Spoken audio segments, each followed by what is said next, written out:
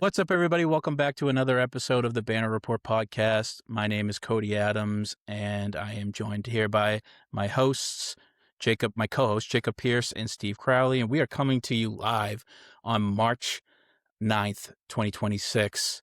Happy early St. Patty's Day, I guess.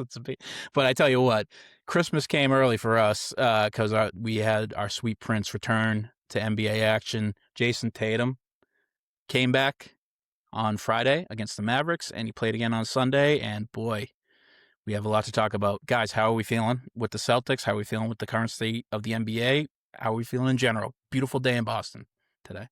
Feeling great. Well, has risen again. That's all I got to say about that. Yeah.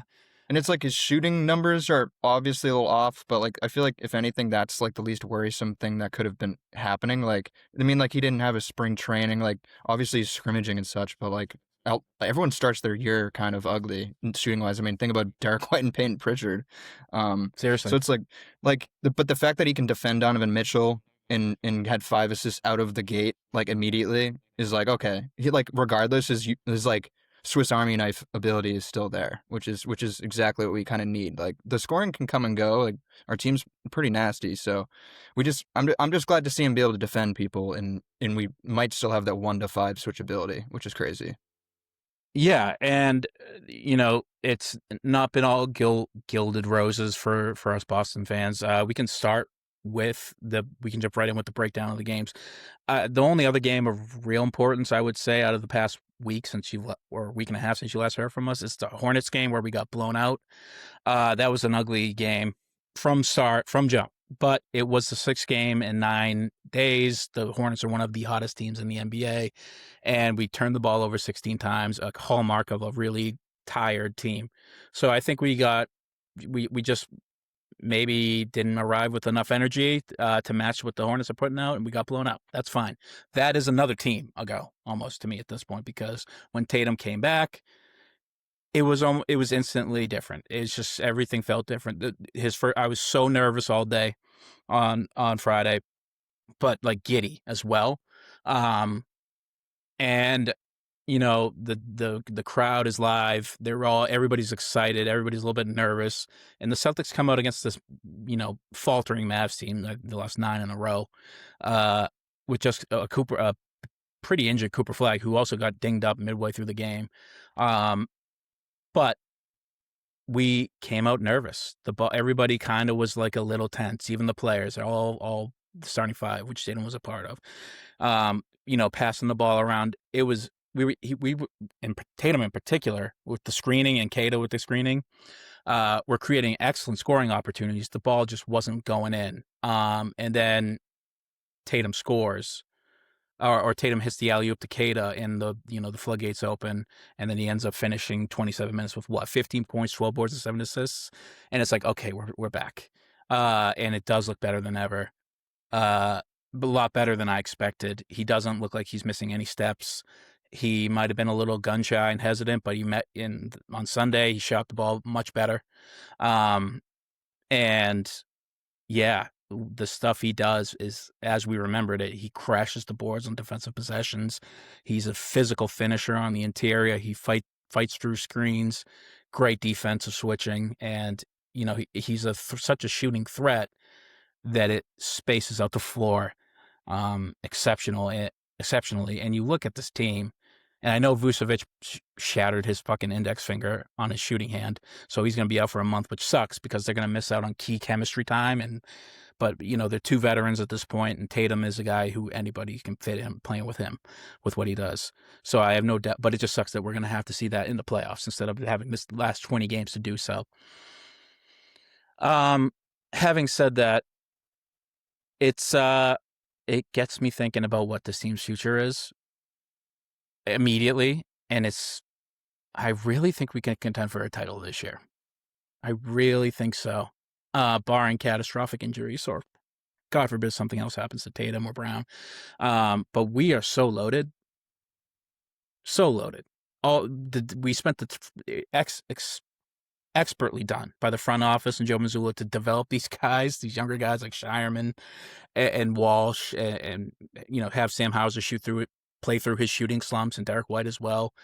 having all these guys develop in the beginning of the season for this moment, when you just slot in a top 5 player to a loaded team, it's like we're gonna go places.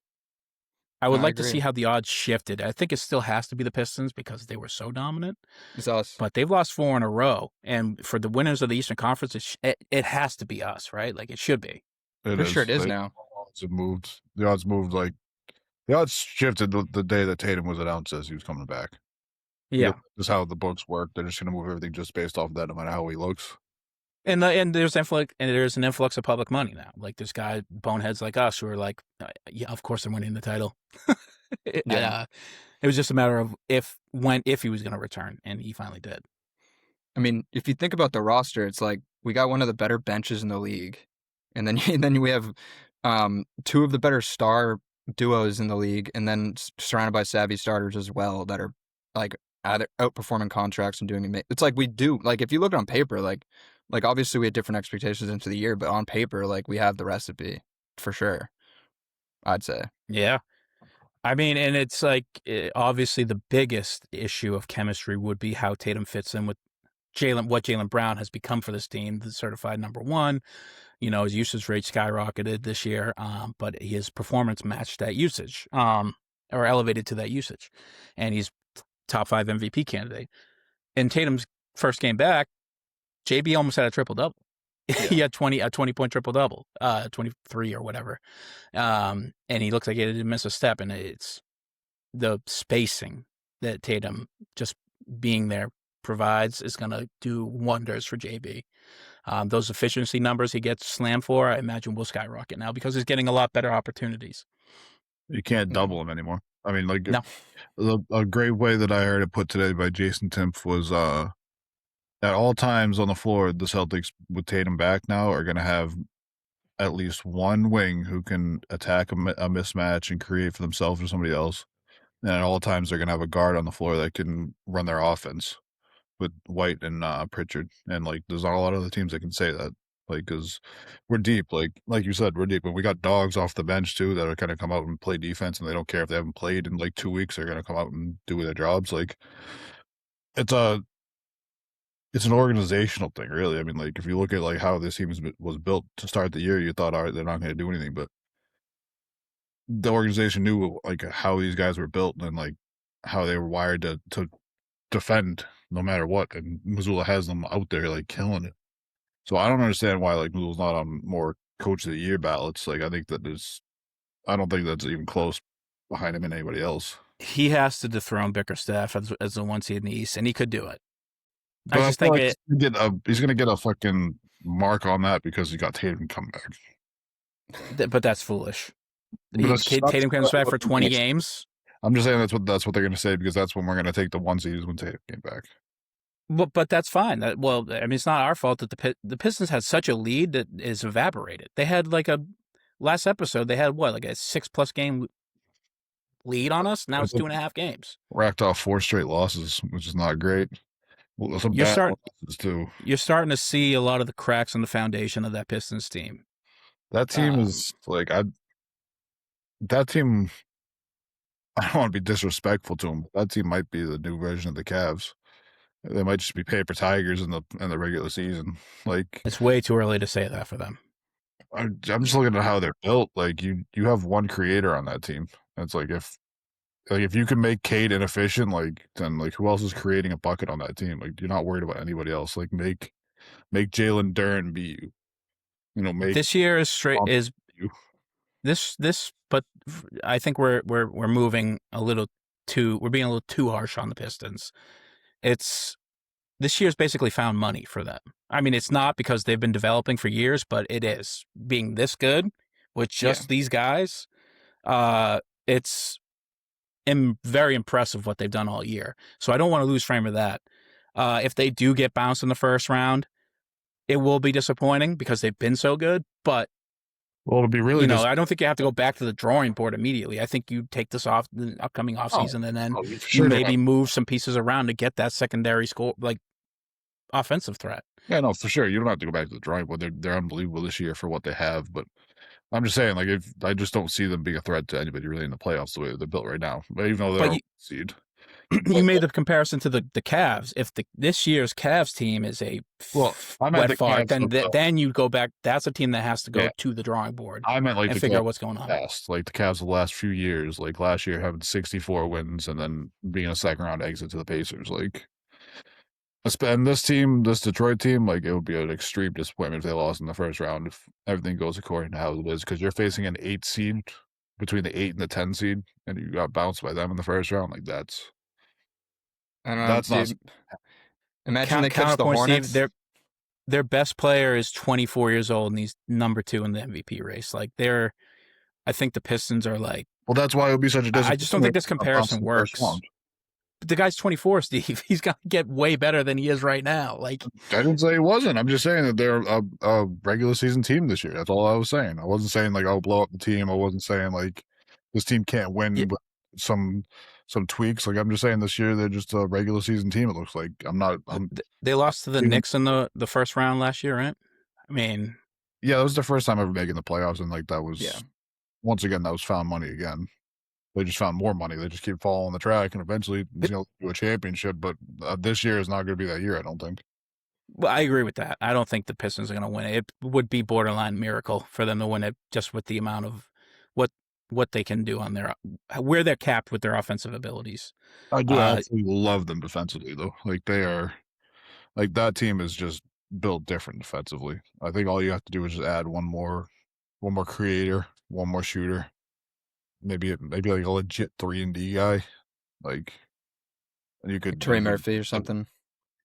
Yeah, they could make something crazy. Like if they went for, like Cam Johnson hasn't been as good this year, obviously, because he's been dealing with some injuries over there in Denver. But like last year, if they got like a Cam Johnson on that team, like that would have been a crazy fit. What if they just got Michael Porter? That's true. I mean, they'd be much more scary to me if they had Michael Porter.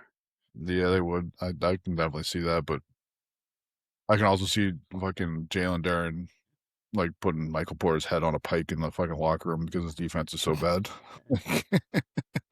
Maybe. I mean, listen, if he gets through Jalen Duren, who's basically the Hulk, he has to fight Beef Stew, who is like he is like the Hulk on the inside. he's just mad. Mad as hell. Anytime a fight breaks up, he's like, "Get me there, get me there." It's hilarious. Like even if he's not involved at all. But I agree though. Oh, go ahead, Jacob. I was just say, like, I agree with the Pistons. It's like I wouldn't bet money on it, but if there's one like high seed that I would be like circle that could be a first round upset, it is them. Just because, like you're saying, they're so young and clearly you can kind of game plan for them. Like they could win, and I wouldn't be that surprised. But like if they catch like an on fire Hornets team that's not missing, I wouldn't be that crazy. Or just somehow the Sixers fall there with all their veteran talent, and it's just. I don't know. Like I don't think they're going to be a first round. It'd be crazy for them to be a first round. Even, I mean, yeah, their best bet to lose is probably against the Sixers, like you said. But other than that, and I know these two teams are on fire. They're playing anybody, or three teams. They're playing anybody from Atlanta to Miami to Orlando, and I think they beat both those teams pretty handedly, except for the Sixers. That would be the ugliest fucking series ever if they played Orlando. Magic. I just don't know. I wouldn't know what to say with that. Playoff series is what that is. Like that's gross.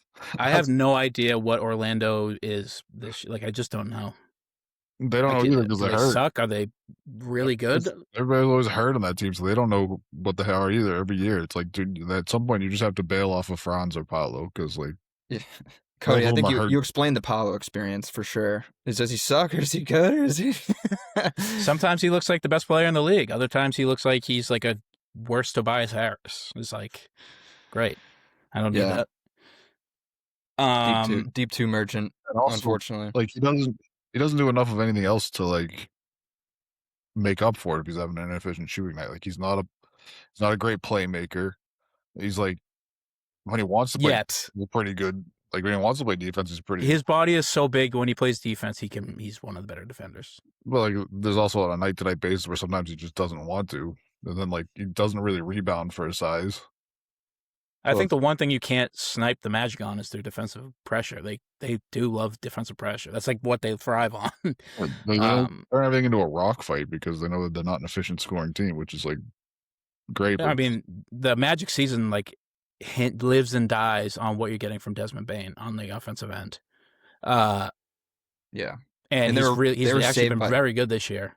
He has. That first month or so was scary, but he's been good. And also they were saved by Anthony Black jumping out Yeah. of his skin for like he had such a good stretch there, like where they're really injured too. Like that was kind of lucky. I mean, not really because they had him, they drafted him, but I don't think anyone saw like that month or two stretch that he had. That's for sure. No, I think people were looking at Anthony Black like he was a bust, and he's Yeah. certainly not that now. He's a very solid potential young star. Tall guard. Yeah, and besides Suggs and Bane, they're a pretty big team. And I like that for playoff matchups, obviously. But they're going, it's the middle pack of the East is way better to me.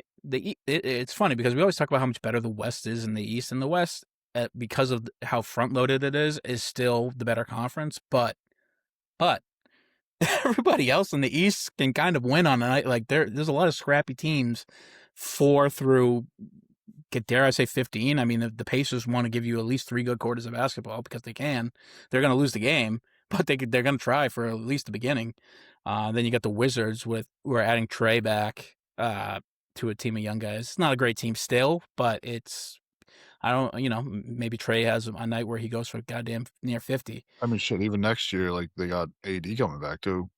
Hell yeah. Next year, the Wizards for next year are going to be in a nice spot. The Wizards next year are going to be the Hawks this year, where, like, everybody's going to be like, oh, they're the dark horse. Oh, they're going to be so good. And then we're going to be like, oh, wait, no, they're just not good. Because they... Well, I imagine the defensive rating will be a lot better than the Hawks just because of how Anthony Davis being there. Well, like, they did the same thing the Hawks did, where it's like, all right, we're going to get Trey Young, and then we're going to match him up with a big who doesn't play. Yeah. Like, it's what the Hawks did. And now it's what the Wizards are doing. And it's like, all right, this will work this time. Like, are you sure? But it's that, but it's also he has Alex Sarr. Like he has players around him that are not nothing. Whereas Zachary Reese-Hachey is like probably nothing. Probably one of the worst first picks ever. Who's the other Trey that they have on that team? Trey Johnson, who's elite. Yeah, they already have some fun moments together. It's crazy. I like Trey. I thought that was pretty dope. The little Trey connection. I thought that was pretty sweet. Jordan Poole was on the Pelicans, right? Yeah. Yeah. I was going to say, they're not paying Jordan Poole and Trey Young. No, that would be hilarious. Holy fuck. Negative defense. A competition of like who could take worse shots tonight and still stay in the game. One thing, I'd love if the Pistons play the Cavs in the playoffs. That's for sure. That'd be a nice little JB revenge series. That'd be interesting. Second round. Either way, Steve loses. If whoever wins, it's true. It's just like either the Cavs like finally get over the first round hump, or the Pistons are actually like solid. Like, well, he'd be root for the Pistons, right? The Cavs moved over the first round hump. They've just never made it over the second round hump. They're just the fucking Sixers now. I'd be rooting for the Pistons as well, just because, the Cavs are the number 1 rated offense in the league. Like they can beat you certain ways, and their star talent's better. If that was the matchup, I would take the Pistons in 5. And I think their defense is so fucking good, and I just don't think the Cavs defense is that good. Well, I tell you what, when we played them, it was the battle of the first rated offense versus the first rated defense. So, and guess who won that game handily? It was us, the defense. So, yeah, I think if you had to take that series, you bet on the team that can lock down the other one. If the Cavs can't shoot from 3 because of whatever reason, either they have an off night or the defensive pressure on the perimeter is excellent, they're going to have a tough night in general. Mobley was scaring me that game. Mobley was hot to start, at least. I was like, holy shit, Mobley might kill us this game. He scored them inside, and then all of a sudden they just went away from it. I was like, why would you go away from what's working? That seems like bad coaching to me. Well, I don't want to shit on Atkinson yet because he did say Derek White's the top 5 player in the NBA, and of which I agree. I think that's an expert thing to say. That guy knows ball. Maybe just not with his own team. Obviously, we should probably get back to Tatum, give him a little bit more flowers here. I mean, 298 days after tearing your Achilles, you come back to play. 6 of 16 from the field, both games. 15 points in the first one, 20 in the second. Like, all NBA level defense too. Like, I guess opponents are shooting like 30% from the field against him since he's come back, and 0% from 3. 2-game sample size. 2-game sample size, sure, but I mean, like he got matched up with like Dean Wade, Harden, Mitchell, like, Sam Merrill. Sam Merrill, all their best perimeter players all matched up against him, and none of them could. They only scored 6 points total. Yeah, he's a real problem defensively. Like, and he still looked good. Like I don't think anybody expected him to be this far ahead, playing 27 minutes a game, playing every game so far. Like I still don't think they're gonna play him on back to backs because they're still trying to get his conditioning up. But I really thought that was gonna be in every other game, even if it was every other day. You know what I mean? Like I thought that he was gonna be off against the Cavs, come back on Tuesday tomorrow against the Spurs. I thought that was more the schedule they're going to put him on, but he's definitely been like playing 5-on-5 for a lot longer than the month that they told us. Like he was definitely doing it. Because there's no way you're putting him in at 27 minutes a game if he's like been playing 5-on-5 scrimmages for a month. Like if he gets his stamina back up and you can get him up to 32, 34 minutes a game in the playoffs, and he's giving you like 80% of what he is, like this is a title team. It's like this is a title contending team. Didn't you just ask the question about Evan Mobley? Is he going to be on a minutes restriction going in in the playoffs? And I said no. There's no way. No, Wembanyama. Oh, Wembanyama. I'm sorry. Yes. Well, Evan. Much better. Evan Mobley. Victor Wembanyama. And to that I said no way, just because I think the Spurs can actually win a title this year, and they're going to need that guy to play how he's been playing for them to do it. Same thing with Jayson Tatum. I don't think Tatum will have a minutes restriction in the playoffs. I don't think he'll have a minutes restriction, but I think that and he probably should, to be completely honest. But I don't think he will. I don't think he will. I think it'll be more of a hey, you're playing 34 minutes because this is what you're going to be efficient playing. This is what you're going to have like the energy to play. You know what I mean? Like I think it's going to be more of like still trying to get your legs, because everybody else has had a whole season to get their legs under them and like get their conditioning back. And that whole season he was rehabbing and not being able to walk for half of it. So. Well, I mean, look at it. Shaq did it for 20 years. He's just got into shape in the season, and he was ready to go by the playoffs. So hopefully Tatum can just do that. Fucking 6, like yeah. He's already in shape. He already looks like he's in game shape. So I don't think he has much to do. It's just a matter of reps. He's confident on that leg too. Like look like he's getting into contact. Like he's fading away and landing on it. Like he's going up for dunks. Like he's confident on that leg already, which is so amazing to see. You would have figured there would have been a little bit of a hesitancy, like for your first game back, to be landing on that and cutting, and like the way he split the defense and went for that dunk where he got rim checked. Like that's a classic Tatum move, but like he just didn't have the legs for it yet. So like him being this confident on that leg already was like a sign. Like I really think that we have a shot at the title this year.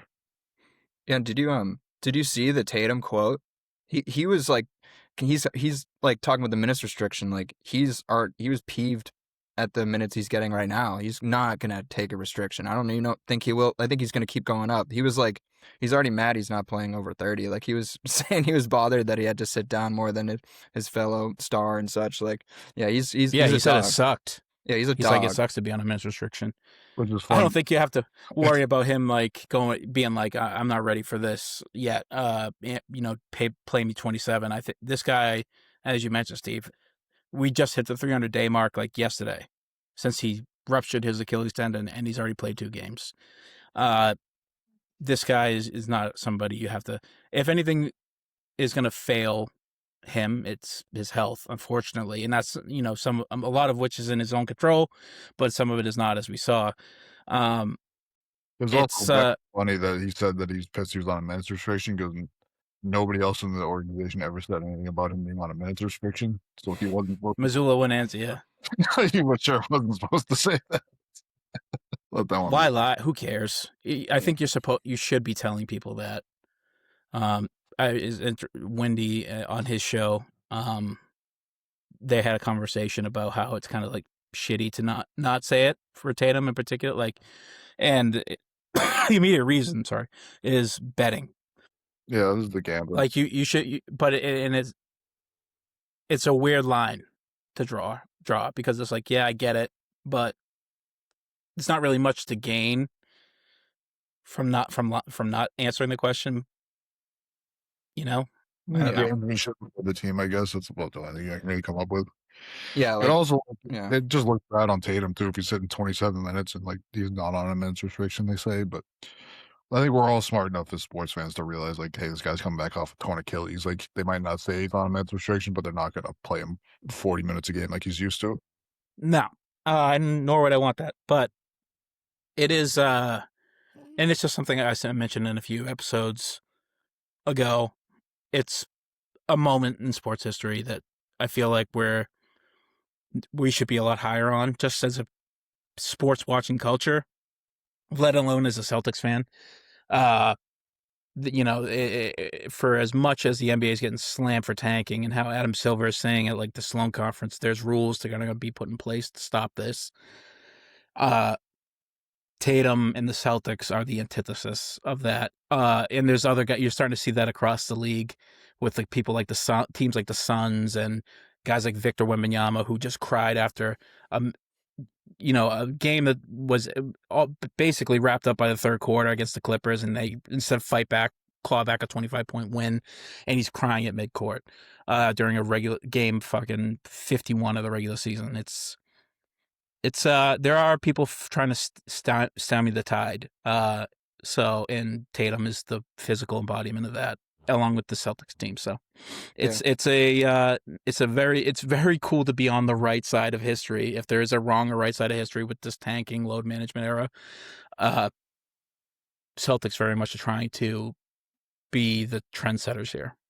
Yeah. No, I agree though. Wemby's like the new star that's like Tatum in a way, like or like Joe and everyone on the Celtics, obviously Brown, like are just our culture. Like Wemby's the same. Like any team that has Wemby is not gonna tank because he would probably ask out.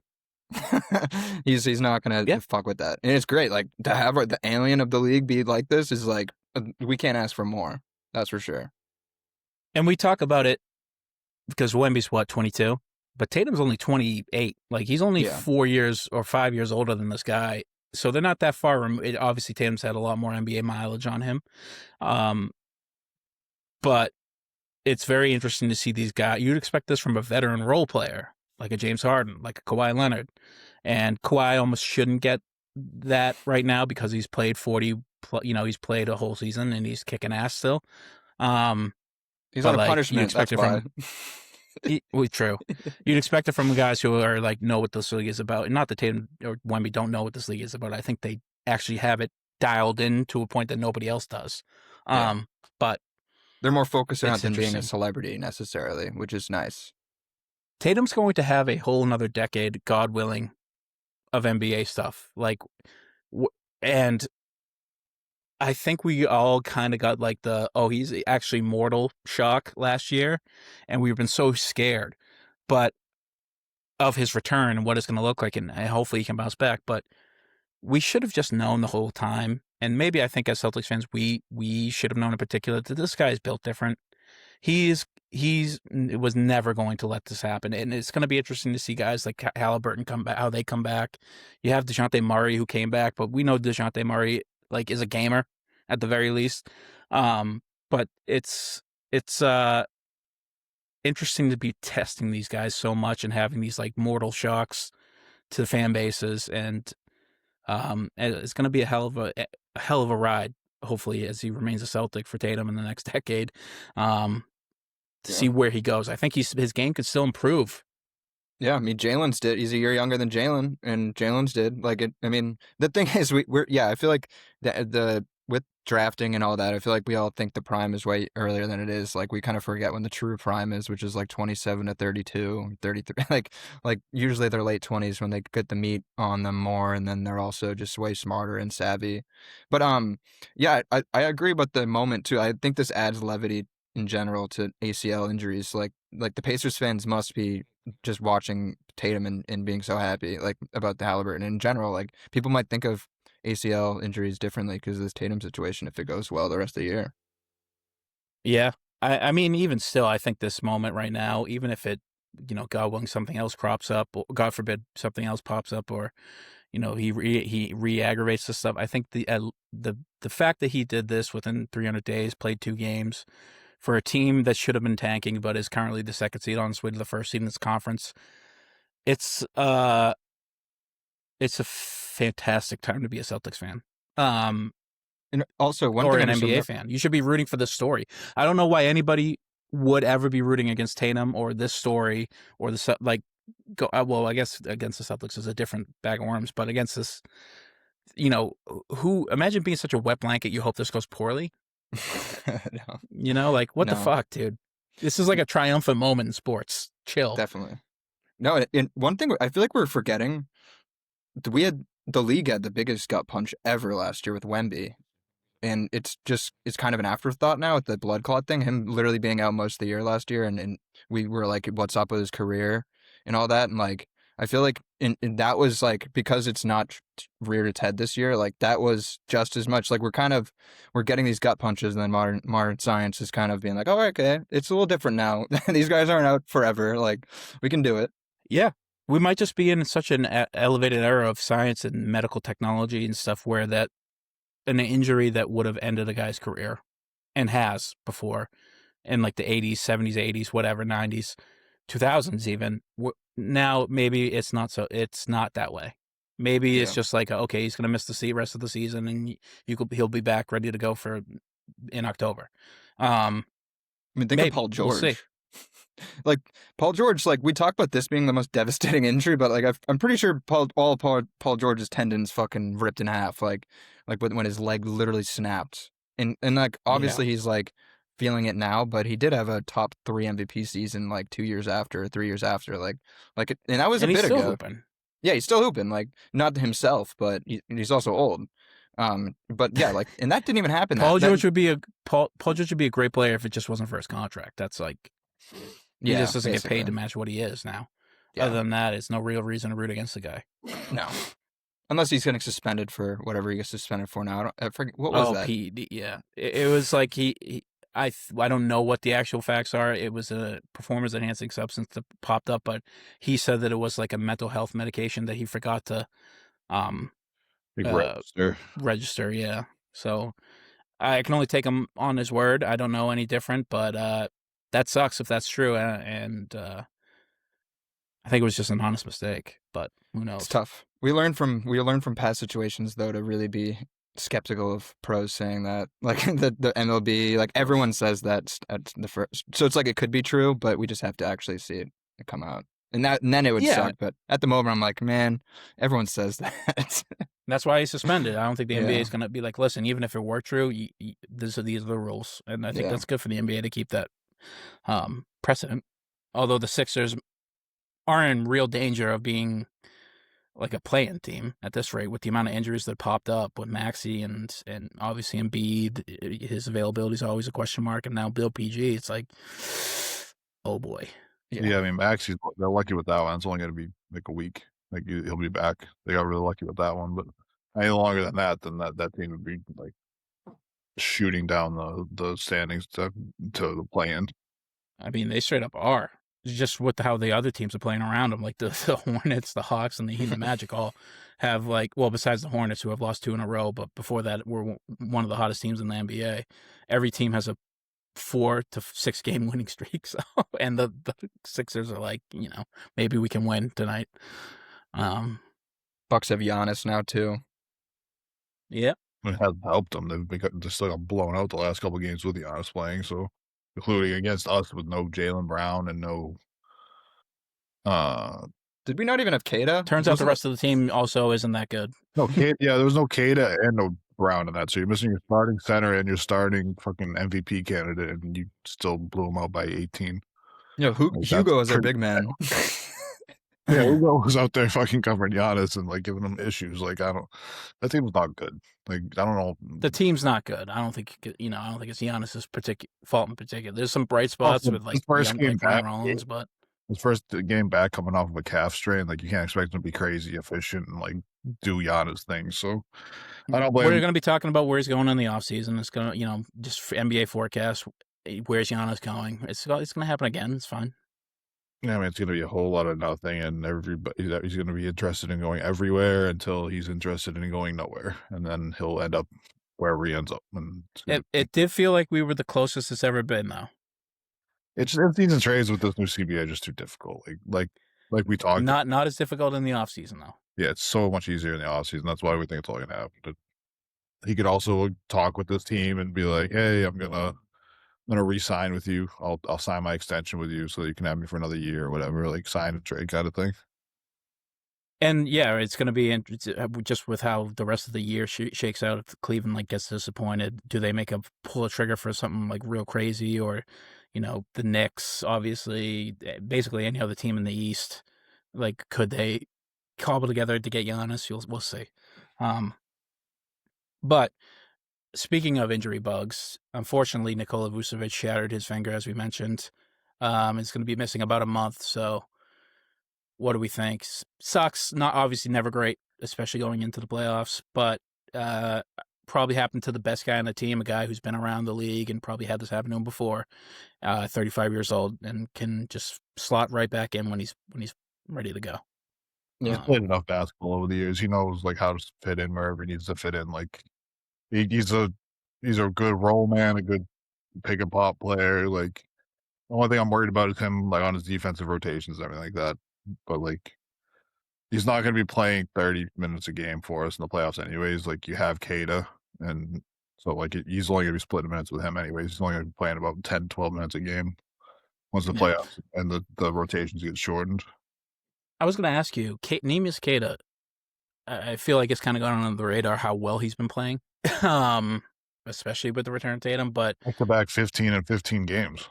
He's been unbelievable lately, along with Baylor Shireman, and Pritchard explodes for performance every other night. Basically, Derek White is the best defending guard in the NBA. Like maybe one of and then best obviously ever.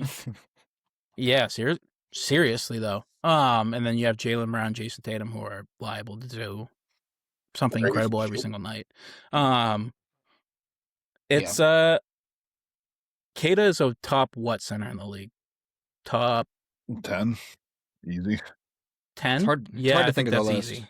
Yeah, let's go a little bit further though. 7. Top, you got to take out guys like Divac.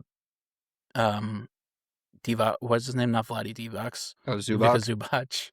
Yeah, I was thinking that too. I was like, play. he could have been, but it's just obviously like this year is just a throwaway. Well, like we can go down the list of like the best teams. Like who? You got Wemby, Jokic. You got probably Sengun. Duren. So now that's 4. Also, that's where we're starting to get a little like. No, Jalen Duren, really? Because it's Duren. Duren, his versatility, even in the head-to-head. But like, Kada did a pretty good job defending against Duren. He did. He did could win a a matchup for sure. That first game that we played against them this year, though, like Duren was like 20 and 20. So like, it's Duren right now because his athleticism and his versatility. But he's better than any center on the Knicks. It's better than Hartenstein. Are we counting Cat as a center, or are we not? He plays. I mean, yeah. Team. There's no other centers. So it's basically. So I think you could probably amend it to be like Neemias Queta is a top 8 center in the league. Yeah. Well, like you got top 10 safest for sure. I might put what do you consider Bam? Like, does he play center for that team? Bam is a center. 6'9" center, yeah. Which is tough. Yeah, listen, it happens. That's what Ben happened. Wallace. Yeah. Charles Barkley. He's Ben Wallace with a jump shot. Or yeah, See, or maybe. Funny. We talk about Bam being a center, but then we talk about Giannis being like a power forward. And Giannis, Luka Doncic is a guard. But Giannis is bigger than Bam, and he's the power forward. So. Is he better than Rudy Gobert? I know what Steve's going to say, Jacob. No, really? I don't think. Offensively, I think he's way better, but not defensively, obviously. No, I think that happens too much. I think that'd be Rudy over him. Yeah, maybe if Kada could stretch, but like they kind of have same limitations, and then Rudy's just I mean, like that's crazy we're even talking like this though. Like it's so windy to even be talking like this. And I think he's better than Hartenstein, who was a huge piece last year, but he's just been looking weird this year. And I think the Thunder would trade for Kada, trade Isaiah for him. So I think a lot of teams would trade for Kada right now. Oh yeah, especially 100%. On contract. That contract is so low. But just as pick and roll, like he's like even taking another step this year where his pick and roll ability is like elevated, especially with the way he's setting those like off the ball picks and then on the ball picks for Tatum. that is like that is a nerd boner right there for like offensive production. Like Oh just when you have Tatum's elite passing ability, like coming over that screen for the pick and roll, it's like, oh boy, that is going to be fun to watch in the playoffs. do you consider Mobley a center? Yeah, but all right, fine. He's a top 10 center. I guess it's fine. Like it's. Oh, he's in but he's in the like 8 to 10 range, like the yeah, 7 to 10 range. yeah. It's tough. Just looking at the teams, there's not many teams that wouldn't like want him. There's a lot more teams that would want an EV skater than don't. I think You know what I'm there's saying? zero teams that wouldn't want him. Like, because Yeah. even if he was backup center, he's an elite backup center. Like, You think the Nuggets wish they had this one back, didn't get Jonas Valanciunas and like one after Keita? I don't think they could have because he signed an extension, I think. Yeah, I'm just saying. But do you think? Well, you could probably get him for something. Like this. They could give an offer out there, but I think they'd much rather have Keita than Valanciunas right now. Yeah. I mean, anyhow. you think that the Kings would rather have Keita or whoever's playing center for them now? No, they're probably happy with Raynaud, who's a rookie. Well, I'm just saying because Keita was a king and they fucking cut him for nothing, and you could... Yeah, but listen, it's the Kings, baby. Give us Willie Cauley-Stein next. We'll fix him. Seriously. What a fucking terrible pick. You have Boogie Cousins. It's like, hey, let's use a lottery pick on a fucking power forward. And it's a great... Hey, I see the vision, though. You have Boogie Cousins who could do everything. And then you try to go, like, Twin Towers, double big lineup with a rim runner guy like Willie Cauley. Fucking score. Just didn't work out. Take some fucking pressure off. He had Isaiah Thomas. Not in that year, I don't think. I think Isaiah was already gone by then. That's how they ended up with... They had Isaiah Thomas. I don't know the fucking Pistons, the Kings timeline. It's too confusing and awful. Yeah, who knows, dude? The best fucking team they put around him was Rondo and Rudy Gay. Like, that was fun, but it wasn't, like, going to win you anything. That's the Kings franchise in a nutshell. I mean, the Kings were trying to do the Twin Towers, then the New Orleans Pelicans just did it fucking better when they got Boogie and AD. Well, unfortunately, the injury bug bit them hard. If that team was healthy, I would have took that team to win the title. Like, no. Yeah, they were gonna. Anthony Davis and DeMarcus Cousins were legitimately battling each other for MVP on the same team. Boogie was 27, 12, and 6 a night. Like, that's fucking stupid. Was that the year they beat the Trailblazers in round 1 too? Like, is that the year they had Drew and Rondo as well? I forget, because that team would be disgusting. I don't think so. I think Boogie Cousins is like I think his was an Achilles actually, like mid-season right before the trade deadline, and Anthony Davis was later on in the season. He blew out his ACL or something like that. Yeah, they both got hurt that year. It was fucking terrible. Oh, you're right. Anyhow, anything else with their Celtics? Oh, look ahead. Well, do we got tell you what coming up? Cause are we have a game in Charlotte coming up? Because Tatum loves playing in Charlotte. No. I imagine we do have at least one because I don't think we played many times in Charlotte this year. I take the over on the Tatum. Maybe not at all. But we got a West Coast road trip coming up where we're gonna Tatum's really gonna be put to the test here. On Thursday. Tuesday we got the Spurs. We're in San Antonio, and then right after that on Thursday we go to Oklahoma City. SGA's been back and they've won every single game since, so that's fun. And then you got the Wizards. So do not play Tatum on Thursday. Yeah. Has Tatum ever played Wemby? Like, is this there's a chance he hasn't. Yeah, I think so. I went to the game. Wemby came the year they retired him for the season right before the All-Star break. Like, it was like the last game the Celtics played and the Spurs played before the All-Star break. And then Tatum, after the game, Wemby was like sat for the rest of the year. Gotcha. Yeah, I was gonna say, like, obviously it's possible, but there's also a big possible chance they've like never played each other. Well, either way, it's not that. It's a different version of Wemby along with a different version of Tatum. So it's going to be interesting to see a different Spurs team in general, because that team was tanking back then. This team is like hopefully winning a title in San Antonio. But yeah, I don't know, guys. I mean, 1 and 2 maybe. 2 and 1 would be awesome. 2 and 1 will be a huge win. I mean, I'll take 2 and 1. This team just continues to surprise us all year.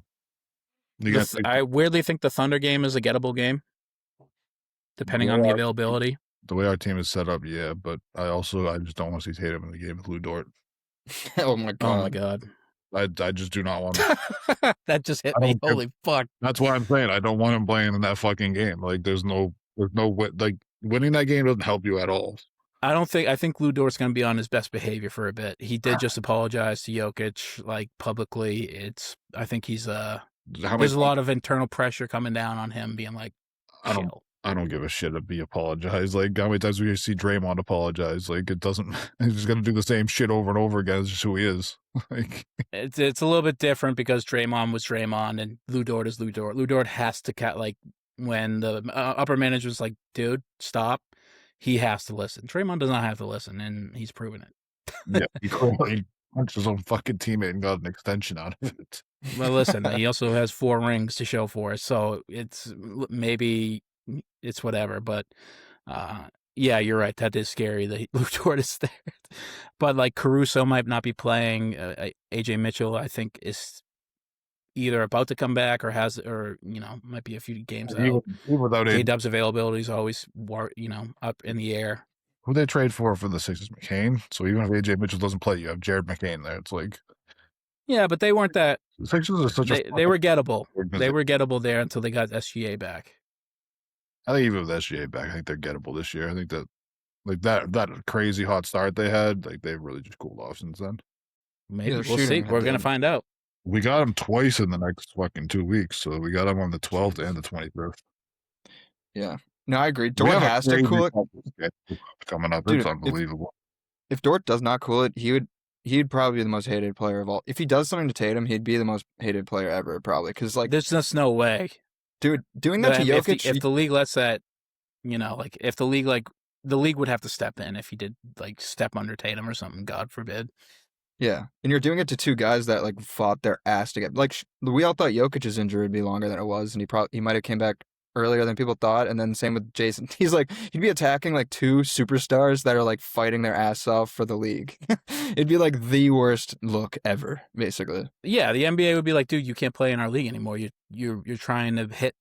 You're like hit listing 2 top 5 guys. You can't do it. You're ruining the Can't have product. that. We You're need trying to stars. ruin the Yeah, product. You're legitimately hurting the product. Like, stop. I can see him doing something to fucking Brown too. Like I can see him, like maybe not Tatum, maybe he does something to Brown. Like it's just At least JB will fight about it, and I think Tatum would too. But it's just I'm a little bit more like, don't touch my sweet prince. Like I'd rather let Jaylen Brown fight you. I'd rather JB go fucking kill him, dude. We got anybody on the bench that'll fight? I don't know. Like I mean, probably. Probably Hugo will just like run and like windmill punching everybody like a Tasmanian devil. they got hate breeds. Sprain his own ankles on the way to the fucking the scrum. We need someone that crumbs it up, dude. Like we need like Ron Harper Jr. coming off the bench. Like, hey, remember what your dad used to do back in the fucking 80s and 90s? Like we need some of that, dude. Sick Baylor, Hugo, and Ron on him as a trio. I think Baylor would fight. Yeah, I can see that. Baylor, He looks like a Celtic bastard, so Yeah, he looks like somebody who would like be like, the fuck, bro, you stepped on my fucking shoes. He's got to figure Down in Lincoln Tavern. haircut, dude. Like his haircut is fucking brutal, dude. Like sometimes he has a fade, sometimes he fucking just lets it grow out like a fucking meatball. Like, what are we doing, dude? Like, I kind of love it, dude. He looks Yeah, so funny. weird. I like that he's like a weird looking, and he shoots weird too. He's like, but he's funky. I like him. I love his he does so elite celebrations though. He does a thumbs Thumb up, up. broken. Thumb's broken. Dude, that a hook shot yesterday killed me. How about our guy fucking Shaq, dude? Like, who's that? Who's number 55 on the Celtics? See, this is then why people don't fucking like the TNT, ESPN, whatever the fuck they're inside the NBA guys. Like, because it's bad for fucking the casual fans. Yeah. Well, it's like I mean, listen, I don't. We know that fucking Shaq and Chuck aren't watching all the games, and Kenny's barely watching, and like we know that, but like a casual fan that's tuning in for a fucking primetime game, they don't know that these guys don't watch the sports. They're like, oh, well, that guy must be fucking terrible. He must suck or whatever. It's like, dude, he's having like one of the games of his life right now, and like he's just getting shit on because Shaq doesn't watch fucking games. The 2 seed, he starts fucking games. I know that's the thing. That's the thing, name, dude. Like. It's like the number 2 seed in the Eastern Conference. You should probably know like 1 through 9 of who they are. At least know their name. No. You know, I don't expect you to know Jordan Walsh's stat line off the top. I don't even know that. But, like, you should know who Baylor Shireman is. Like, no fucking all the guys coming off. Like, if you don't know who Amari Williams is coming off the bench, like, all right. Yeah. Cool. Or like It's also kind of hard, though. I don't want to give him the excuse, but, like, in the load management era, you are seeing some, like, yeomen join the league and play like a few games here and there for everybody. You know, it is kind of hard to keep tabs on everybody. Load managing, and also like, no, I know. Don't give him an excuse. He's getting paid probably millions of dollars to watch fucking basketball, and he's not doing it. I know. So, like, well, he's also Shaq's doing a million other things. Then don't do a million other things if your job is to do that one thing. Like, well, he's fucking. He said he's got to fucking push that fucking Carfax ad and the fucking tax commercial and the ink for fucking ink. Icy hot. Yeah, no, I just don't watch their. I just don't watch their segments anymore. Like really at all. I still do. I just think the chemistry is something that you will never get, and I love Ernie Adams. It's fair. I mean, yeah, like, just so too many bad takes. The Amazon show is a better product in terms of like X's and O's, I guess. And they do have good personalities on there with UD and Blake. Dirk. Yeah, but I like Dirk. Yeah, those are really good. They have like VC, Tracy McGrady, and Melo on the court, and they're actually talking for more than fucking 30 seconds. Like, I like their product better, especially for the casual fan to learn more about basketball and like be informed about basketball. Because like that's definitely the casual fan is the one that's going to tune in for the prime time games. Like they're not tuning in for a Hawks Magic game. And like, maybe that chemistry will develop, but it's just something. So I mean, Charles Barkley is the show. Yeah, and Shaq is the show too. Like you know, their chemistry is the show, and with Ernie. And obviously, you know, I don't mean the shit on Kenny, but like Kenny is obviously the most replaceable part of the show. He's not. He isn't because of what he's become to the show, but he is. I think that you need Kenny there because Kenny eggs everybody on. Yeah, and he does provide a lot of like decent analysis. I think. He's the one who does any analysis. Like, yeah. Chuck's not watching games. Jack's not watching games. Like, yeah. We love them because we know. We've been watching basketball for a long time, so we know, like, that we need to take everything they say with a grain of salt. Yeah, but you don't need to know basketball to realize that those guys have unbelievable chemistry. No, like they're all real friends. Yeah, for sure, the chemistry is great. It's a great product to watch, but we know, and it's like it can be a volatile at times too, and that's what you like. You know, you get when Shaq gets upset, generally. We know that when they talk about basketball, to take it with a grain of salt. And your casual fan would be like, "Oh, that's Shaquille O'Neal. He must know so much about basketball." Like, and he does though.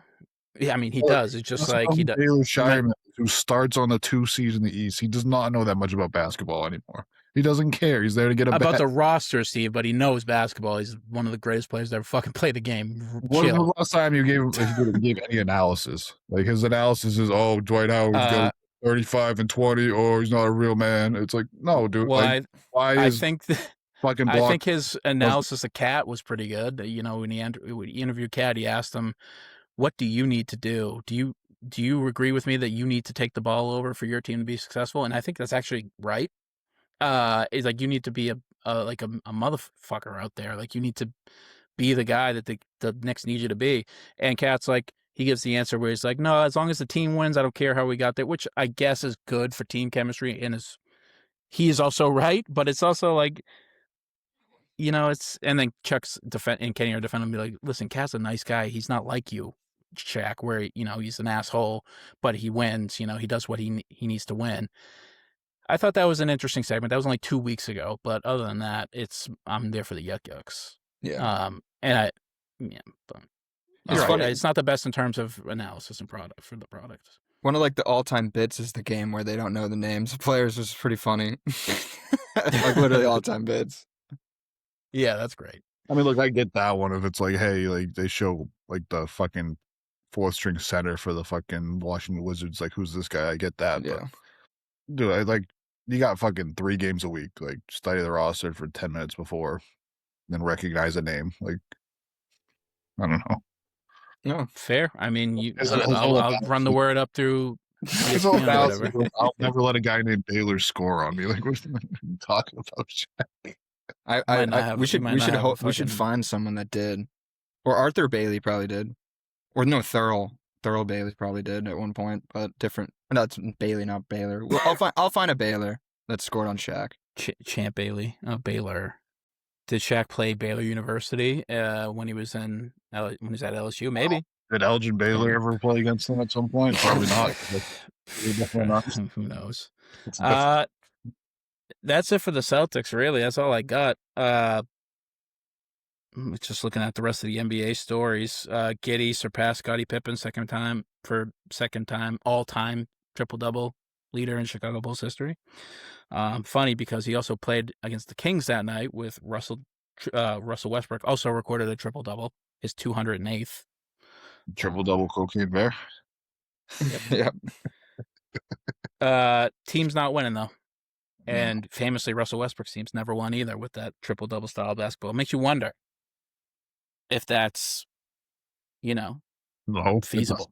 Doesn't make me wonder at all. We saw the team he had in Oklahoma City. Like, there was no way they were going to win no matter what he did.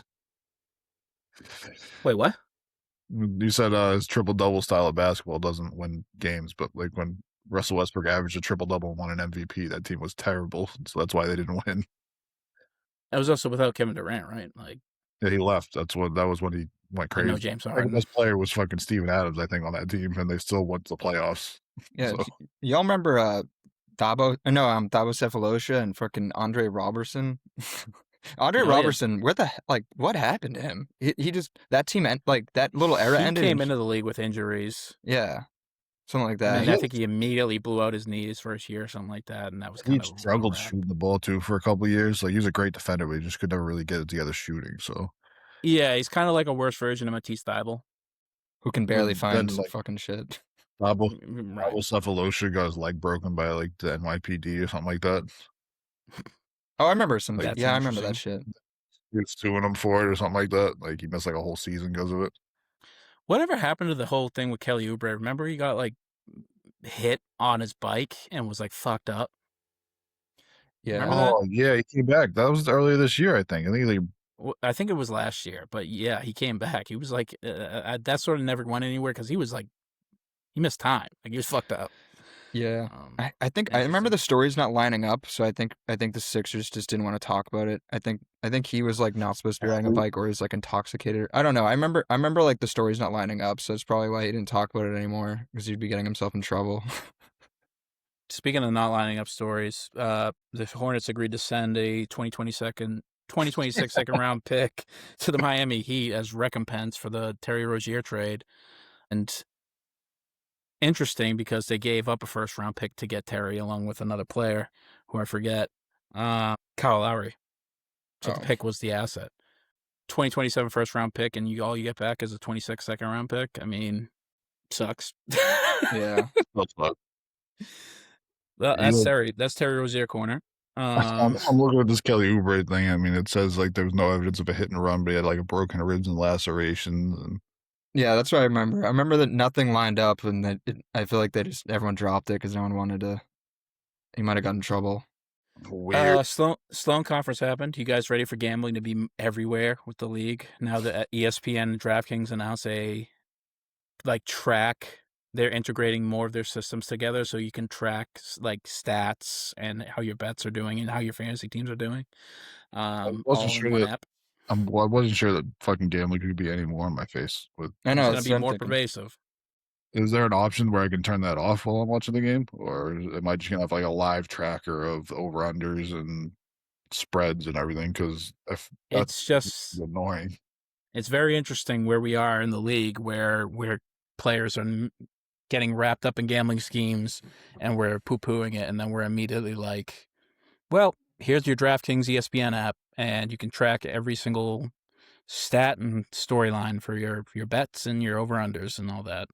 And they're doing an integration for the March Madness bracket in college sports, which will be interesting because you can't gamble on college sports everywhere, including you can't bet on Boston teams in Boston. So Boston college teams, of course. So it's and you bet your bracket. It recommends picks based on the bracket you filled out for your ESPN tournament, bracket tournament. It's just going to be interesting to see how more of this like creep we have by these gambling conglomerates into our leagues, but we're also trying to keep the two separated. The two shall never meet, but they're definitely getting closer and closer. Yeah. I mean, I'm not too happy about Not it. really much to talk about. It's I was just gonna say, it's worrisome. yeah, it makes sense because they're obviously raking money, but yeah, it's definitely not good for the product. That's for No. sure. Speaking of the product, anything else we're talking about in the NBA that I missed? I mean, we're getting to the doldrums of the year where the tanking teams are super tanking and the rest of the teams are just fighting for positioning, really. Yeah. We lightly touched on it, but absolutely. the one outlier to that is the Wizards, which is fun, how they brought back Trey. That felt kind of out of nowhere based on what their trajectory was. As a fantasy holder myself, I'm very happy. Held them for Hell yeah. all year. But yeah, no, that's a nice little opposite action than the tanking convo, that's for sure, to get him in the groove a little. I was so excited to do fantasy basketball this year, and we're obviously all in the league. Jacob and I are one of the better, and Steve, you too, are one of the better teams in the league. We obviously know a lot about hoop. We talk about it as a side hobby. And but like it's been real kind of miserable to play fantasy basketball lately. It's just like fucking injured. Guys are sitting out for no fucking reason. And Simmons said it on my team. Like they're just sitting him to sit him because they're tanking. Like that sucks. I'm going to the playoffs with the guy who probably won't play half the games. Yeah, and I've had a guy like Darius Garland the whole year, and Jalen Williams for that. Like and Jacob has got like and Simmons said it. Fantasy basketball's dead, and I think that's right. Like I don't think it's an enjoyable experience for anybody. And after the trade deadline, even before it, to be completely honest, the daily fantasy for basketball is like the way to go. Like I never really got into that, but like just picking a lineup on a day-to-day basis, it seems like it's more enjoyable than like, hey, I have to pick a team in November or September or whatever, and then try and run it through the whole year. Like I had Zach Edey on my team for the whole year, and like he sprained an ankle. Then all of a sudden it was, oh well, now we're gonna sit him out for 3 months with a sprained ankle. Then we're gonna reevaluate him in 3 to 4 weeks. Then now we're gonna bye birdie. It's like, all right, well, you guys were just tanking and just lying about his injury. So it's like, it sucks, but that's just a little side gripe. I saw Edey was my cornerstone of my team, but like it's just he would have been. Well, your cornerstone was Jokic, right? So he was out for a while, and I got Gordon too. I traded Murray to fucking Jacob over here because I thought fucking Murray was gonna be the one that was gonna be injury prone this year, and then nope, it's fucking Aaron Gordon. At least Dyson Daniels is a nice fantasy wagon. I fucking love Jayson Tatum. That's one of the best fucking nicknames in sports. The Great Barrier Thief. Yeah, that is pretty good. He's also named after a vacuum that kind of has to do with stealing. It's funny. His Australian cohort also has a really awesome nickname. The Giddler. I was like, what was that Simmons fucking nickname? Huh? That's what he called him, the Giddler. Point Giddy, P Giddy. Is PG? I mean, yeah, that's it, man. For not fucking letting us call him Slim Reaper. Like that was maybe huge missed opportunity. That would have been one of the greatest branding things of all time. The servant sauce. The servant. Or even Durantula. Durantula was sick too. Like, but like you didn't like that either. Like, dude, you're such a fucking weirdo. What is it? Cool Money Sniper or whatever the fuck? Easy Money Sniper. That's just like awful. Twitter. Awful. The servant. Durantula could have been cool. Never quite. I kind of like it because it's like big, long, and lanky, and like it's kind of cool. Pause. Obviously, the Slim Reaper that would have been one of the greatest. Literally, that would be the greatest shoe, probably Nike shoe ever made. Yeah, like, there's so much branding. Everybody would want that shoe. Put a scythe on the fucking side of him, something like that. Like, yeah, even the Grim Reaper, just fucking do. You know, I know obviously he has like weird. He said he didn't like it, like the whole death connotation to it, which I guess fine, but dude, you cost yourself millions. Anyhow, obviously the greatest nickname of all time is Magic Johnson. So, well, yeah, he's talking because that literally is his name. Nobody knows his name's Irvin. They just knows him. Yeah, exactly. That is it for the NBA. Let's get into some movie talk, Steve. Talk any football with all the trades going on today? You know more about it than anybody else. It's been so hectic. I've really checked out. Kenneth Walker going to the Chiefs seems kind of. I mean, I know Mahomes is coming back off an ACL tear, so who knows what he's going to be. hopefully he's himself because you always want to see the best players play at their best. But And that's another guy I'm not going to doubt. Like, that guy's been good at everything since the minute he walked into the league, so I have no doubt he'll get back. that's just It's another just weapon for him to have. Is Kenneth Walker a good pass catcher, or is he just a runner? He's just Runner. a straight up runner. He doesn't catch passes out of the backfield or anything. he's a great runner, and you saw it in the Seahawks Super Bowl, but he's not a multi-tool threat, and he's not really like an elite. He's not like a Derrick Henry, where good luck stopping him. And open, he's quick, he's fast, he's good at running, but he doesn't. They really, what I thought would have been one of the keys to the Patriots, the key, like, or at least big storylines, was that the Seahawks lost. What the fuck is his name? Their secondary running back who does everything else and is like a goal line elite threat. He has a weird name. Oh, Jesus. Jackson Smith and Jigba. No, he's a wide receiver. But yeah, the Patriots re-signed Kelvon Chason, which I liked, and then we got the guy from the Ravens. Zachary Charbonnet was the guy I was thinking of. He like went down 2 games before that, or whatever, or a game before that, and he's like their multi-purpose guy. Obviously, didn't matter. But that's besides the point. I do think the Chiefs adding Kenneth Walker is good because now they have a legitimate running back. But it doesn't matter because their offensive line still kind of sucks, and they don't have anybody to throw to when he does come back. This re-signed Travis Kelce for 1 more year, so it looks like it's gonna be like one last push with the original guys for Super Bowl this year. It looks like. Yeah, he was washed last year. Yeah, you're right. That's definitely what it is, but he's not. Yeah, he's not what he was before. But they also traded one of the best quarterbacks in the league, Trent McDuffie, to the Rams. So they might be like tanking too. Like, I don't know. I would be pissed if I was if I'm a tight end and get the shit kicked out of me every fucking game and I'm signing 1 more year for you to tank. I'd be pissed. What did he get paid? I mean, if he got paid anything above the minimum, it's not worth it because he was like But you got 12. You got 1 year for 12. No, that's not the minimum. It's not. It's an overpay. So that's why I think it's probably one last shot at it. Because I know 12 million for a tight end is a lot. Well, fucking Mike Evans got a 3-year deal. Isn't Mike Evans hurt every fucking year? Wasn't that yeah, but he's elite. He's one of the best receivers to ever play the game. Basketball, football. One of them. Left wing for the Bruins. Soccer, I think.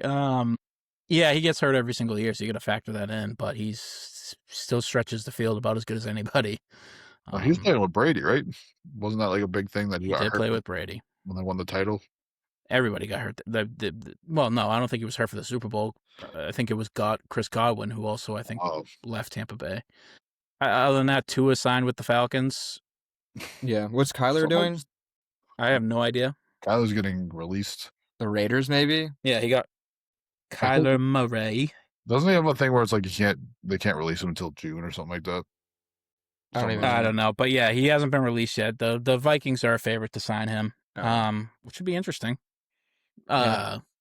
We also got the World Baseball Classic going. I think the USA versus Mexico just started, so I'll be watching that later. Israel got bombed on by fucking Venezuela. That was pretty sweet. Nice choice of words. Mm-hmm. And the DR is. I hope it's the DR versus America in the at least the semis or the championship or something because how's Japan doing? Fuck. Really well, obviously. Yeah, it's Dominican Republic, us, and then them that are the 3 powerhouses right now. Isn't the DR? Didn't they have like a 17-year-old pitcher on that team or something like that? Or was that Puerto Rico? One of them had like a 17-year-old that was going against like Aaron Judge and got him like out in 4 pitches. Got him to that's ridiculous if that's true. Round into like a double play. I think it's Puerto Rico. Yeah, like 17-year-old. He's throwing like high 90s at 17. Like he's sick. You imagine being in high school, got a kid throwing 90 miles an hour. Like that's crazy. I'm just gonna start swinging as soon as I see him crack his arm back because that's the only way I'm getting the bat around on this ball. I remember like when you're little and you're playing like summer league baseball or whatever, and the first guy who really hits like his growth spurt and is a pitcher. I remember Matt McCarthy is his name. I think he was like the first guy to like top 50 miles an hour on a ball, and I was like the scariest thing ever. I was like, I didn't even swing the bat once when I played against him. That was like Drew Cardona for me. Yeah. Oh, Drew grew up around the corner for me. That kid was a stud. Huge Yeah. for his age. He was a hoss. Unit. Love that kid. Speaking of units, we're covering heists. This unit is covering heist films, and Steve, you led the month off with 2018's Den of Thieves, starring Gerard Butler, 50 Cent, Curtis 50 Cent Jackson. Who else am I Pablo missing? Schreiber. Pablo Schreiber. Yep, no, not Uh-huh. to Max mention him. Holloway. Max Holloway makes, and also Bisping. Michael Bisping at the end. Yeah, and O'Shea Jackson Jr. Yeah, I give him credit too, obviously. Yeah. So an elite unit of the LA County Sheriff's Department looks to intercept a crew of professional outlaws planning a seemingly impossible heist at the Federal Reserve Bank in Los Angeles. Guys, I mean, this movie has middling reviews. It came out to middling reviews. People are not really sure if it's a great film. It's not like it's what it's based off of, which the movie Heat, where it's like a great film on top of a great heist film. But I tell you what, I enjoyed my time with this film. Yeah. On a rewatch. It'd be really interesting to know what the reviews. I mean, the movie wouldn't exist if Heat didn't exist, but it'd be interesting to know what the reviews would be if it was in a vacuum. Because yeah, if you look up reviews, it's mostly about Heat. It's like, oh yeah, like this is great, but not different from Heat. So it is very enjoyable watch because it was made after one of the best movies ever that I would love to rewatch because I think I only saw it as like baby, but yeah, no, I had a good time. That's for sure. Not much levity to do it, like Steve mentioned earlier, but Butler does a great job as like kind of a dirty cop that's just big as hell and rude the whole movie. He's kind of like Butcher from The Boys, and that's like the vibe I get the whole time. I think it's safe to say Gerard Butler went a little bit method for this role, where he gained 20 to 30 pounds, and I think the booze face that his character, Big Nick, permanently has as a drug-addled, like, shitty, guy fighting his demons every night, detective in LAPD, does with drugs. He actually probably did that in real life to get that way. He said he enjoyed filming this movie. He wished it never would have ended, and honestly, I don't blame him. Probably, from what it sounds like. Yeah, man. I mean, it's not as coherent or not as well acted as Heat, but it doesn't mean it's not. It is coherent. It's just not on. It doesn't have the panache of Heat. It's a lot more grittier, a lot more musclehead, macho man. Everybody's got fucking abs, including Gerard Butler, who's 20 to 30 pounds overweight of just straight up drug and booze fuel. Every biceps popping out of the shirts, guns. The action's great. There's really only two action scenes. There's the first heist of the bank truck, which is fantastic. You see every single one of these guys receive professional military training with how they handle the guns. And then there's there's the first heist, and there's a huge hour and a half to almost 2 hours stretch of dialogue. And then there's the last heist where everything sort of is going on and the story wraps up with a big action scene on the tunnel bridge, whatever the hell, on Slauson Avenue. Yeah, man, this film has legs because of the action. To me, the reason why this film is so rewatchable and so good is that the action is good. There is an interesting twist on the cops versus robbers thing where it sits you down. There's literally a scene where Gerard Butler tells O'Shea Jackson Jr., he's like, we're the bad guys here. And he's like, because his unit of the LAPD is a gang or whatever, the regulators, they call themselves. And they're doing coke, banging hookers in a hotel, beating up, CIs. So, and straight up looking to rob the robbers. So, it's a interesting twist on that. But the main reason why it has staying power is how good Gerard Butler is in this film. He really dials it up. Probably his second best overall performance, besides when he was King Leonidas in 300. Just great stuff. He eats up the screen time, and there's a lot of scenes where he's just being a total prick to somebody he's never met before, and his witty dialogue, and he's cracking jokes. He's saying politically incorrect shit, calling the FBI agent the F slur. And yeah, so it's just, it's great. It's great stuff. What do you guys got, Steve? This movie is just so high on the rewatchables list for me because it's just like you can tune in at any point in the movie, you're gonna see something Big Nick's gonna say something funny. He's gonna make something tense that doesn't need to be tense. Like there's gonna be some action. Like there's the car scene that I feel like doesn't get enough love when O'Shea Jackson Jr. is showing Pablo Schreiber's character that he can drive. He's like, you don't want to buckle up, and he's like, oh, you're all right, you just go. And then he starts driving, and then all of a sudden he's like, oh, well, I think I'm gonna put my fucking seatbelt on because this is unbelievable. But like, it's like if you look at the cast of this movie should not be as good as it is.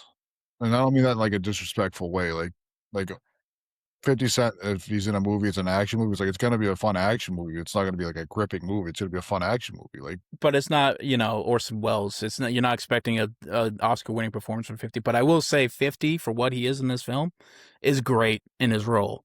yeah, And I think he's like very necessary to the role. looking like O'Shea Jackson Jr. Like, never Who been. really he was in the NWA before. He was in the NWA biopic, and he was really good in that as his dad. Yeah, he never really acted in something like this. Yeah. Like Pablo Schreiber. Like he's not like your highest list celebrity to actor to be on like one of these. And like Gerard Butler, you see him in action movies like White House Down, and you said 300. The Has Fallen series. Yeah. And like he's a great action actor, but like you're not gripped by anything he does. But then like you sit down and you watch this movie, and it's like it drags you in, and you're invested in the whole movie the entire time. And I think that's really a great written movie and unbelievable job by the actors in this movie to really pull you in, because like every character was believable, like top to bottom. Like there was nothing like, oh, he's just whatever. You can tell he's acting that out. It's like, oh no, like that's how that guy is. You just want to spend more time with both of these units. I mean, obviously you can't, spoiler alert, Pablo Schreiber, which we can talk about because there was a sequel made that was not very good, and there's actually a third film planned for this series. So it's they killed his character off too early, because I really do think he's doing a lot of backpacking for the main part of the film, the middle of the dialogue, where he's really fleshing out that the robbers might actually be morally a lot more like coherent and together. They might be the good guys of the film, even though they're robbing the Federal Reserve. They're not good guys, obviously, but they got like an ethos. They have a moral compass. Whereas the LAPD, the guys who are supposed to stop the crime, are completely morally bankrupt. It sucks that they killed his character off at the, he dies. I get it. In 50 Cent's character, he dies, right? Yeah, all of them die except for O'Shea Jackson. Yeah, and it turns out he's sort of like the Kaiser Soze of the whole thing. It was his idea to rob the Federal Reserve. He put everything in motion. He knew all these parties by being at the Hofbrau bar. He put them all together. The dump truck guys, the Max Holloway character, and the Simone buddies. He mixed them with the Pablo Schreiber's characters and all that. So he gets away in the end, and he moves to England, and that's where, we can talk about this thing sort of falling off it almost feels like it was two stories on top of each other that they did figure out how to mesh them coherently, but it almost felt like it wasn't intended. Like this was supposed to be just Gerard Butler and Pablo Schreiber's crew going against, where like that's in Heat, where it's De Niro's crew versus Pacino's and his guys, whereas this is more of like the usual suspects on top of that dynamic of the good and the bad guys. Jacob, did you ever see this movie before? No, and I barely saw Heat. Like I think I did like as a kid, barely. So it's like I was like, when I was looking up reviews, I feel like I had a more favorable watch. I'm glad I didn't really know much, because I feel like I had a more favorable watch than some people that go in with that thinking. Like I thought it was an enjoyable watch, and I didn't even know about all the parallels and all that. But yeah, no, I thought it was great. And like you were saying too, I didn't know what to expect, because it kind of looks like it could, like a potential action slop cast. Like all those guys can put on good performances, but they're also in a lot of slop. So you never know. It's straight up it's Gerard Butler, and the rest is like a B to C crew of actors, but they do great in their roles. They are believable, like you said. Yeah, it's a huh? Did you like the twist, Jacob, at the end? I wouldn't say I necessarily like really liked it. I didn't hate it. It was just kind of happened, in my opinion. Like that's a good way to put it. It's like, that's where I said it almost feels like it's two movies. Yeah. and one plots. They try to flesh it out. They don't really flesh out like real motivation for O'Shea Jackson or like how he's this good at all the stuff. But regardless, it's not. You're not here for the plot. You're not really here for Heat for the plot. You're watching Heat because of the dynamics on the screen, like the unbelievable shootouts and when basically the ISO ball that each of the main characters gets on screen when they're acting, like you see them put on a performance, and that's what you get with this film. The plot is not great. The characters are not likable, truly, besides maybe O'Shea Jackson, Pablo Schreiber's character, who's weirdly the bad guy of the film.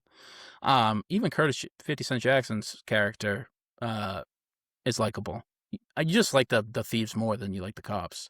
But the cops are like, they're such scumbags that it's like, I want to, and there's weirdly enough where there's characters like Baracho that die in the film, where it's like they sneaky the best part of the crew, besides Big Nick. I'm all over the place here, but it's just good. It's a good popcorn film. So what's some of your favorite scenes? Spoiler alert, mine's every scene where Big Nick is just being a fucking witty douchebag. He's so fucking funny in that movie. When he shows up to the crime scene, he's like, grab the donuts. There's a few without blood on them. He eats a donut from a crime scene. By the way, he doesn't even finish it. He throws it in the crime scene. He starts cussing out the guy for being a vegetarian or something like that. He's like, oh, yeah, he meets the FBI agent who hates him because he realizes that Big Nick's a fucking shithead, bad cop, and like they're giving rat tats back and forth. But like Gerard Butler being like, no, like he's like, what did I do wrong? He's like, you threw a donut in the hot zone. He's like, oh no, that's bad. I should be punished for that. That's really bad. I'm sorry. And he's like, I don't like you, Big Nick. He's like, wait. Why don't you like me? I don't get that. He's like busting his balls in such a good way. And it's like, I want more. I wanted more of it. Well, like there's the classic TikTok fucking scene that gets stolen all the time where the kid comes to the door for fucking prom to take. I like that. I like that scene because it makes you like the thieves more. Like they're more of a family unit. Yeah, Pablo Schreiber's the big Samoan guy starts yelling at him and Tongan or whatever language it is, and Pablo Schreiber's like, oh no, he's just saying hi and he hopes you have a really good time tonight. He's like, you're gonna be back at 11:30. Or he's like, oh yeah, I'm gonna be back at 11:30. Yep. Good choice. And then the guy walks out of the room and he's like, shh, and then they all break out laughing because they scared the shit out of a fucking 16-year-old. Yeah, obviously like the finale with the shootout in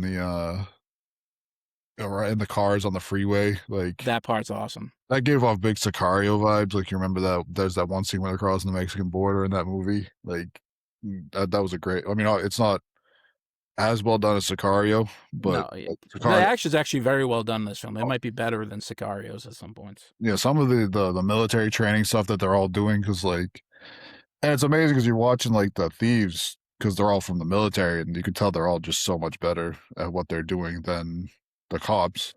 Like just the way that they're moving and everything like that, and it's just the cops just end up just having too much. Well, you look at it, you spend the whole first hour and a half of the film realizing that like these cops are just eating fried chicken, banging hookers, snorting coke, and drinking their fucking faces off and staying up all night. And so, like, obviously, but the thieves are like running a fucking very detailed program of fitness, like doing boxing drills outside of a cookout, eating like steak and salad.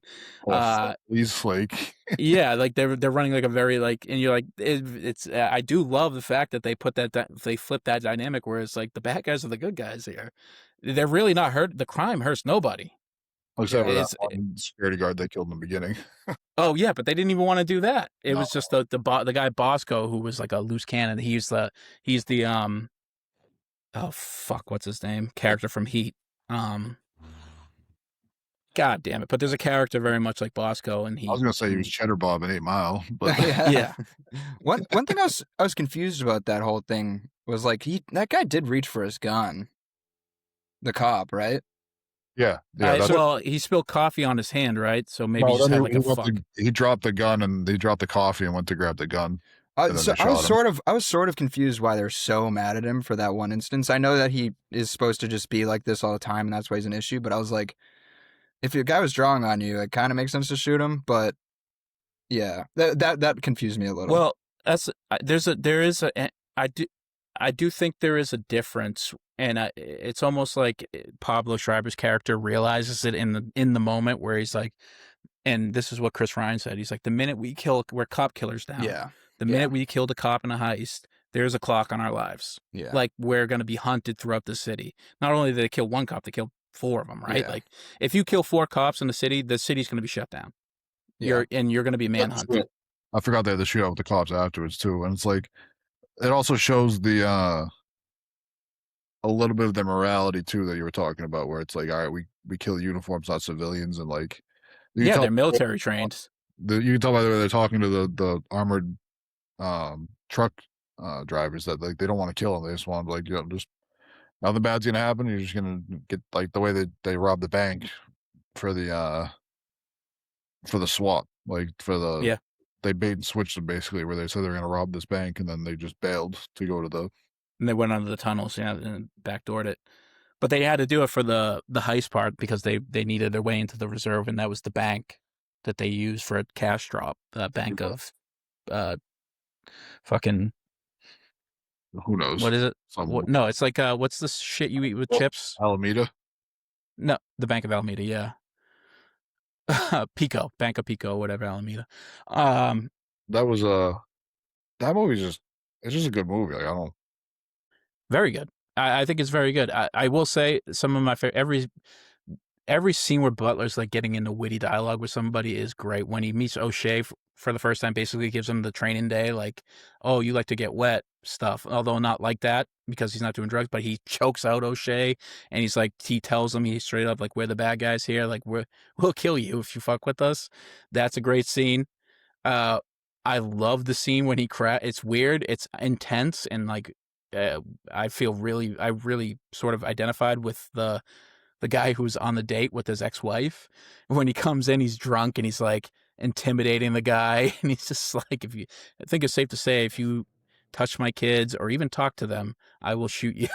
I will kill you. Wow. And the wife's there just like, it's so awkward and uncomfortable. And he's just eating every single second of it up, punching the guy like kind of fucking hard in the shoulder. Eating his food, drinking his wine, like sticking his teeth in his steak. Oh, that's good steak. Yep. He just totally emasculates the guy. And the guy's scared shitless. And there's not really much that you can do. The guy's a cop. He's like, what are you going to do? Call the cops? With a gun on him, too. Like, yeah. Even like the guy's friend over there, the big Irish guy or whatever, who's like, hey, Nick, it's time to go. Can you please leave? Yeah. And even he's like intimidated by Nick, even though they're supposed to be like friendly or whatever.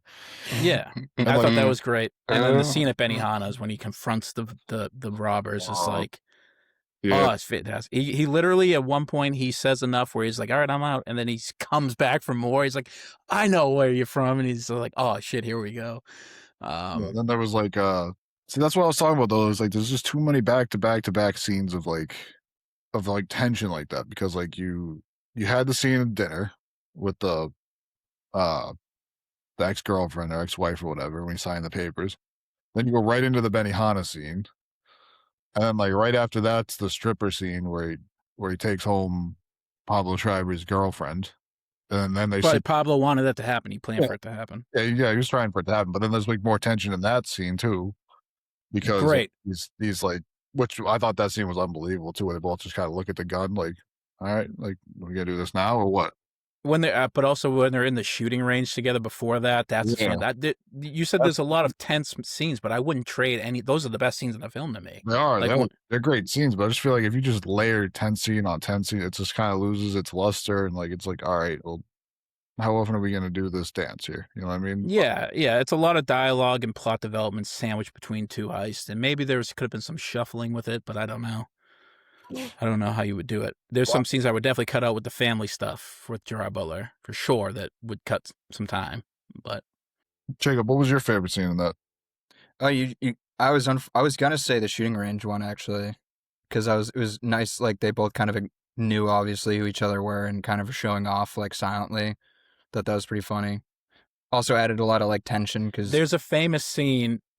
No, go ahead. I'm sorry. Oh no, I was just gonna say there's a lot of tension because like the criminal, what's his name, the head criminal, but he was clearly like way better, like you're saying, like tactically trained.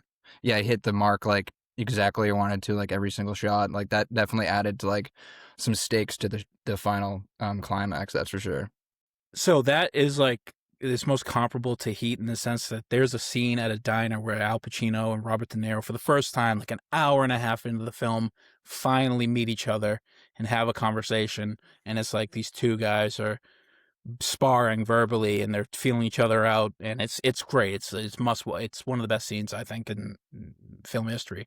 But this scene is comparable in the sense that it's two fucking buff macho dudes who like know they're the shit, and they're squaring off with each other. Like they both have guns, they could shoot each other right there if they wanted, but like they're gonna prove like their skills. And then Pablo Schreiber, great for it. He's like enough of this shit, and he just pulls out his gun, shoots 13 rounds straight in the dead center. And at one point, Gerard Butler's character genuinely looks over at him and is like, "That's pretty fucking tight. Like that's sick. Good Well, for you, dude." He lets off a whole magazine, loads in another one, lets off a whole magazine, loads in another one, lets off a whole magazine, and like All within the span of a minute. yeah, Gerard was like, all right, cool. Like he just shot a bunch of times, like it can't be that good. And then like he pulls the fucking the target forward, and it's like it's all center mass, like all right, and in one grouping. It's like what he's like, oh, all right, hold on. I know, I gotta wear my vest, fucking whenever this Yeah. happens. Yeah, it's great. Another scene right as the tension on like one of the final scenes, the shootout, as the tension's building. Obviously every single one of the guys, including Big Nick, had like finally say like basically their goodbyes to their children. 50 Cent says goodbye to his daughter, and Big Nick says goodbye to his, or whatever, like he's trying to talk to him, but his family's in turmoil. Anyhow, it's basically like, the day up before the heist, and then the heist goes through and they're at the Slauson intersection or whatever, and the tension's building, and they're both like spotting each other. And it's one point where 50 Cent turns and he's like, and this is where I think it's really his best acting in the film. He's like, "Give me my vest, man." Like he knows that he's like gonna die here. He's like, "Give me my vest. Like let's do this shit." And then you get a great shootout. Just really good choices with like the intermediate of the scene, and building the tension. So I loved it. I think it's a 3.5 stars out of 5 because there's some flaws with it for sure. There's some choices that with the cast that maybe we could argue about, like maybe you get like a bigger actress for his ex-wife, all that stuff. Like Natalie Portman is the daughter in Heat, by the way. Like that's how stacked that cast is. Natalie Portman, right before she's about to go be in the prequels, is the daughter of Al Pacino in Heat. But this cast, not so much. It does feel like it's a bunch of C guys with an A-list, a borderline A-lister, Gerard. One thing I was wondering for the rewatchability aspect is, can you piece together the twist on a rewatch? Does it can you see that he's like elite more than he's giving off? Like that's what I was wondering more, because like the twist is better if that's the case, if they're dropping clues. Well, yeah, I mean, without like, because when I was watching it back, I was thinking about the twist the whole time that I watched it, and you could tell like there's certain things that he says to like Pablo Schreiber's character Merriman. He's like, oh, like nobody can, like when they're gonna kill him, they're like, nobody would fuck this up. But I'm the last guy that would fuck this up because like it's his idea. But the scene with Big Nick is the one that immediately comes to mind. He's like, I don't know shit. He's lying this whole time, but that goes to show how fucking he's Kaiser Soze. He's acting his ass off there, and he's getting choked out. It's his whole idea. He knows everything. He's lying. That's or like Pablo tests him at the fucking cookout, like, oh, you serve time here. What do they serve on Fridays or whatever? And Silver dollar pancakes. Looks at him like silver dollar pancakes, because like he knows he can say whatever he wants at that point, because like I think he nailed it. I think that I think Merriman was just trying to flex to the 50 Cent's character that this guy has been in jail. This guy is good for whatever he is for. Like he's maybe trust him. And also like because like that 50 Cent scene when he says goodbye to his daughter, does have like a good day at school or whatever, and that he loves her or whatever, like that's not in the original movie. That's only in the director's cut. Okay. So like that's the scene that I think could have stayed in the original movie. But I see like it's kind of a longer movie. I can see why one of the scenes I would have cut was the one where he was in the grocery store and he sees his family, and he just kind of like they don't. I was like, cut that one. And turns out I was in the right. Gutekunst agreed, or the studio agreed. I think it's either the ex-wife or the stripper. I think is one of the producers of the movie. Interesting. I didn't know that. So I think that's part of the reason why they're in that position. I don't think that a more famous actress would have helped out with being the wife in that movie because like she doesn't play that big of a role in the movie. Like you see her in the first scene, you see her in the scene, the grocery scene where you want to get cut, and then you see her in the signing off on the paper scene, and that's it. It's only like 3 scenes in the whole movie. So having a bigger Well, star yeah. this would have been like doing it to do it, you know? Fair. Maybe I'm too harsh on that. It could have been anybody else in the crews. Swap out some of the crew members for, could we get Danny Trejo in there? Although he was in Heat, maybe not. But you know what I'm saying. Like get somebody else in there. It's a nitpick. It's a good film regardless. I gave it 3.5, guys. What'd you give it? I'd probably give that about 4 star. I think 4 that's stars. it's such an easy rewatch. Yeah, I'd probably go Jacob? 3.5 myself. So it's very good as well. Yeah, and I haven't seen the sequel. I heard it's terrible. Don't watch the sequel. I'm gonna have to now. I'm in for a pound and for a penny. They're making a third one, Steve. So maybe I watched the second one. Don't watch the second one. It's you tell me not to watch Den of Thieves 2, Pantera. How dare you? Yes, I am. Yeah. This movie, I think, as a standalone, is good. Just like Heat. Well, hopefully not because they're making Heat too. But Heat it was just fine as a standalone. Anyhow, that's it for Den of Thieves. Good film. Watch it if you want to see guys being fucking full batshit, on drugs and fucking shit up and being jacked. Dudes doing bro stuff. Yeah, it's guys being dudes at the highest level. Our next week's film, we've decided the course of this month, how it's going to play out. My choice for this upcoming week film is Hell and High Water, 2016, written by Taylor Sheridan, starring Chris Pine. The two brothers rob a series of banks in Texas to pay off a mortgage for their family ranch while being pursued by a Texas Ranger, Jeff Bridges. David Mackenzie directed, written by Taylor Sheridan, like I said. Ben Foster, Chris Pine, Jeff Bridges. Great film. Neo-Western heist film. And then the week after will be The Town, and then the wrap up the month will be Heat. We'll do a visit of the movie Heat, the film that inspired all of these, basically. Yeah, The Town is a requirement. High Water. I think Ben Foster steals the show in that movie. Oh, he's unreal. Yeah, I haven't seen it, so I'm Jeff excited. Bridges is awesome in that fucking film, though. I haven't seen it at all. I fucking love Jeff Bridges in that film. You haven't seen High Water either? That's good. You're gonna love that movie. That's a really good movie. There's a scene when he orders food at a restaurant and the waiter is a real fucking B to him, and he's like, "I tell you what, nobody gonna rob this son of a bitch." It's that scene. Yeah. I died the first time I saw that. I was like, "That's the funniest fucking comedic timing I've ever fucking heard." And he's awesome. But Ben Foster is in particular in that film is great. And obviously Chris Pine is good in basically everything he's always good. Yeah, he's always good. Then the who plays his Jeff Bridges' partner? He's in Wind River. He's in a lot of Taylor Sheridan projects. He's also in Yellowstone. He's a Native American man. I'm sorry for forgetting his name, but he does a great job being the straight man on that. He's good. Yeah, he's good. Like, what the fuck is wrong with you? Yeah, he's real funny. Great film. So Hell or High Water next week. The week after will be The Town, and then the wrap it up will be Heat. That's it from us, boys. Let's wrap this son of a bitch up. Sounds good. Get us some World Baseball Classic watching. Go Bees, go C's, go Red Sox, go Pats. Sign a fucking free agent.